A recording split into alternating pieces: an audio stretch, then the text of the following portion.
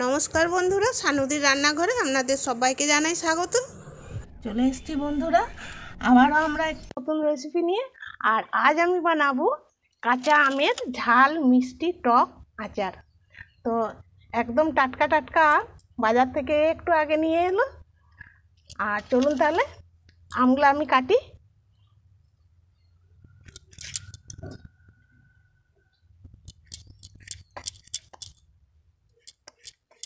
আমগুলো মনে হচ্ছে কচি, খুব একটা বুড়ো হয়নি, একটু শক্ত হলে ভালো হতো।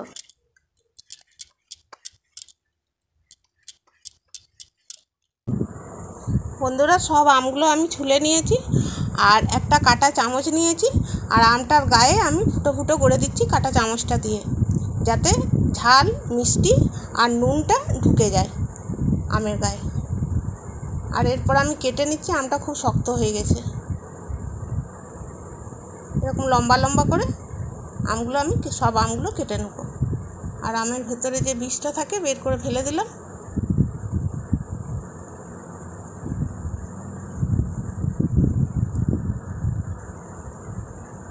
এভাবে সব বন্ধুরা, সব আমগুলো আমি কেটে নিয়েছি। আর এইখানে আমি দু রকমের আম কেটেছি, এইটা গুড় আম বানাবো। আর এইখানে আমি এইভাবে আমগুলোকে কেটে নিয়েছি, এর ছালগুলো আমি ছাড়াইনি, এগুলো আমি তেল দিয়ে বানাবো, মানে মশলা তেল আচার বানাবো। আর এইখানে আমার দুটো আম পাকা বেরিয়েছে, ওই জন্য এগুলো আলাদা করে আমি কেটে রেখেছি। এগুলো এমনি আচার বানিয়ে ভাতের সঙ্গে খেয়ে নেব। তো প্রথমে আমি জল দিয়ে আমগুলো ধুয়ে নিচ্ছি।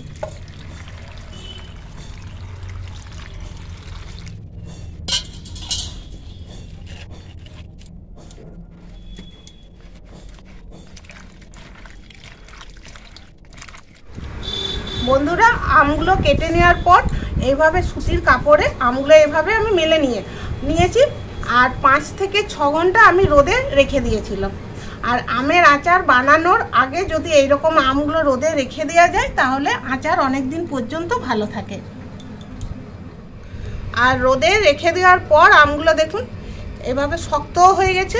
আর ভেতরে যে রসটা থাকে, এই রসটা কিন্তু অনেকটা শুকিয়ে যায়, যার জন্য আমগুলো কড়াই দেওয়ার সঙ্গে সঙ্গে জল বের হয়ে যায়। তো অনেকটা জল বের হয়ে যায়, সেই জন্য জলটা অনেকটা কম বের হবে।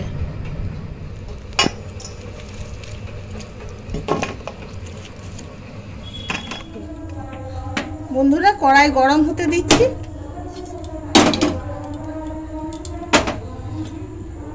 টক ঝাল মিষ্টি আচার বানানোর জন্য এখানে আমি নিয়েছি শুকনো লঙ্কা, গোটা ধনে, গোটা জিরে আর পানমৌরি। প্রথমে আমি শুকনো লঙ্কাগুলো আমি ভেজে নিচ্ছি, কারণ এগুলো ভাজতে একটু সময় লাগে।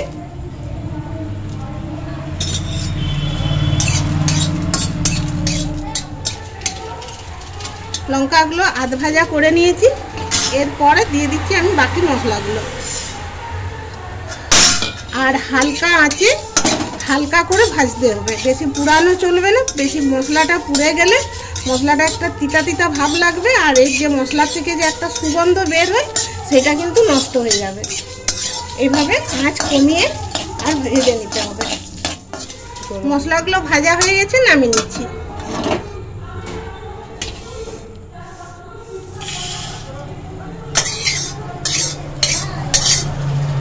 একটু ঠান্ডা হতে দিচ্ছি, ঠান্ডা হলে আমি গুঁড়িয়ে নেব। টক ঝাল মিষ্টি আমের আচার বানানোর জন্য এখানে আমি দিয়ে দিচ্ছি সরষের তেল। এইরকম পরিমাপ করে দিলাম। দিয়ে দিচ্ছি কয়েকটা তেজপাতা, আর একটু কালো জিরে, আর একটু পানমৌরি।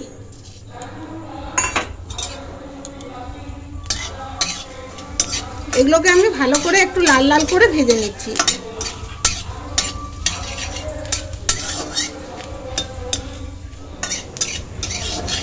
ভাজা হয়ে গেছে। এরপর আমি কেটে রাখা আমগুলো দিয়ে দিচ্ছি।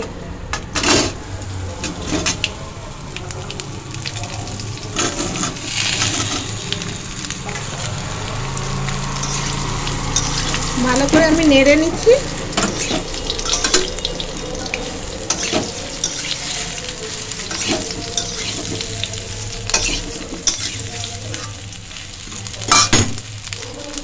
দিয়ে দিচ্ছি পরিমাণ মতো হলুদের গুঁড়ো,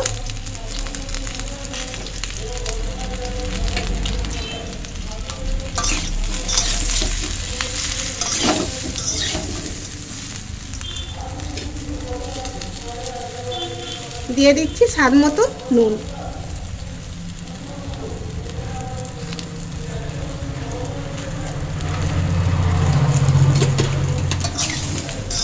এরপর খুব ভালো করে নেড়ে নিচ্ছি যাতে হলুদ আর নুন ভালো করে আমগুলোর সঙ্গে মিশে যায়।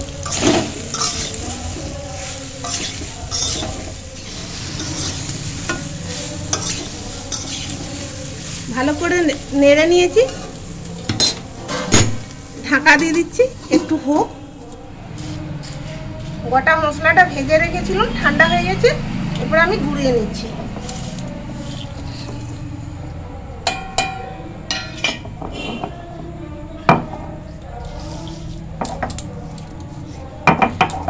মিহি করে গুঁড়াবো না, একটু খচখচা থাকবে সেরকম গুঁড়াবো।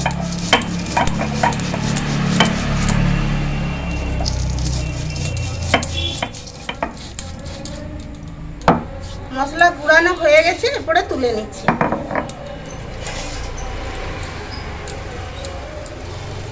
আর এই যে এরকম আমি এরকম করে গুঁড়িয়েছি, খচখচা থাকবে, একটু দানা দানার মতো থাকবে, এরকম গুঁড়িয়েছি। আর এখানে আমি গুড় দেওয়ার জন্য এটা 1 কিলো গুড় আছে, 1 কিলো গুড় নিয়েছি। আর আমটা আমি নিয়েছি 2.5 কিলো। আর এইটা আমাদের এখানে বলে ঢেলা গুড় কিংবা ভেলি গুড়, এই গুড়টা আমি নিয়েছি। আর বন্ধুরা, এখানে আমি টক মিষ্টি ঝাল আমের আচার বানাচ্ছি গুড় দিয়ে, কিন্তু আপনারা চিনি দিয়েও আচারটা বানাতে পারেন, আর তাতেও কিন্তু খেতে খুবই ভালো হয় আর রঙটাও খুব সুন্দর হয়। আর আমি এখানে 1 কিলো গুড় নিয়েছি, তো আপনারা আপনাদের পছন্দ মতো করে মিষ্টিটা নিয়ে নেবেন, বেশি কিংবা কম করে নেবেন। তো আমি এখানে এই একটা পলিথিনের ভেতরে আছে, আর একটা পলিথিনের ভেতরে আমি গুড়টা ভরে নিচ্ছি। এইভাবে মুখটা এইভাবে বেঁধে দিচ্ছি, তারপর শিলের উপরে চাপিয়ে নিচ্ছি, দিয়ে এইভাবে আমি ভেঙে নিচ্ছি নোড়া দিয়ে।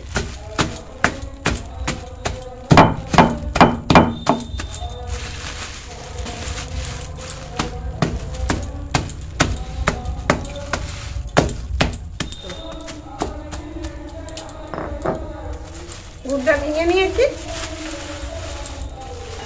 এরপর থালার মধ্যে আমি নিয়ে নিচ্ছি। কত সহজে গুড়টা ভাঙা হয়ে গেল, শিলও লাগলো না, আর আমার কাজটাও খুব তাড়াতাড়ি সারা হয়ে গেল।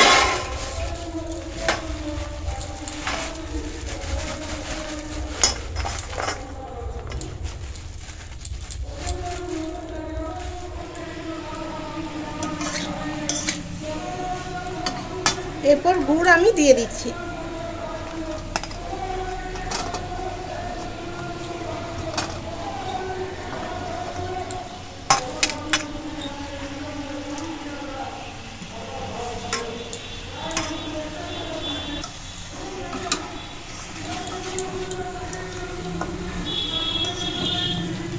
আবারও খুব ভালো করে নেড়ে নিচ্ছি, আম আর গুড় একসঙ্গে যাতে ভালো করে মিশে যায়।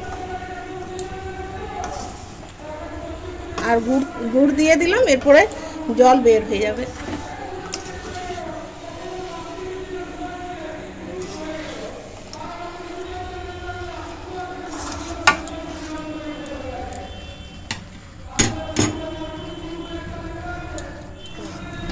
এই দেখুন, গুড় দেওয়ার পর কতটা জল বেড়ে গেছে, বললাম না, গুড় দেওয়ার পরই জল বেরিয়ে যাবে। এভাবে আরো ভালো করে আমি নেড়ে নিচ্ছি। গুড়টা এখনো গলেনি, এই দেখুন। এরকম করে কিছুক্ষণ হতে থাক, আবার আমি কিছুক্ষণ পর আপনাদেরকে দেখাচ্ছি। এই সময়তে আচারের কাছের থেকে সরানো যাবে না, আর এরকম ভাবে নাড়তে হবে, তা না হলে তলে লেগে যাবে।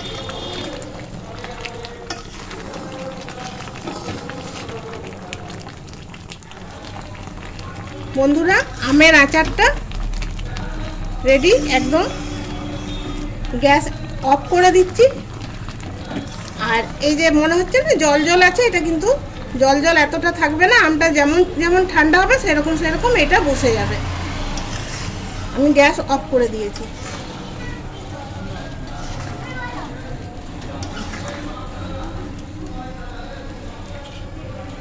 এরপর আমি দিয়ে দিচ্ছি ভেজে রাখা মশলা।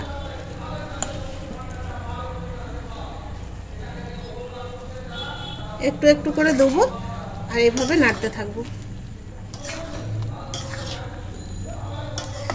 আমের আচারটা তৈরি করার পর গ্যাস অফ করে এটা দিলেই ভালো, কারণ আমের আচার তৈরি হতে হতে মশলাটা দিলে মশলার যে সেন্টটা সেটা চলে যায় আর স্বাদটাও অনেকটা চলে যায়,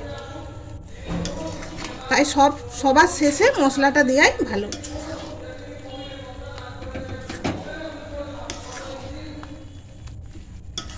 আর এটা এরপরে ঠান্ডা হোক, ঠান্ডা হলে আমি কাচের বয়ামে ভরে নেব। বন্ধুরা, আমের আচারটা ঠান্ডা হয়ে গেছে, আর এই দেখুন তখন নামাবার সময় তো কতটা জল জল মনে হচ্ছিল না, এরকম ঠান্ডা হওয়ার পর একদম বসে গেছে, আরও বসে যাবে। এরপর আমি এখানে একটা কাচের বয়াম নিয়েছি, এটার মধ্যে আমি ভরে দেব।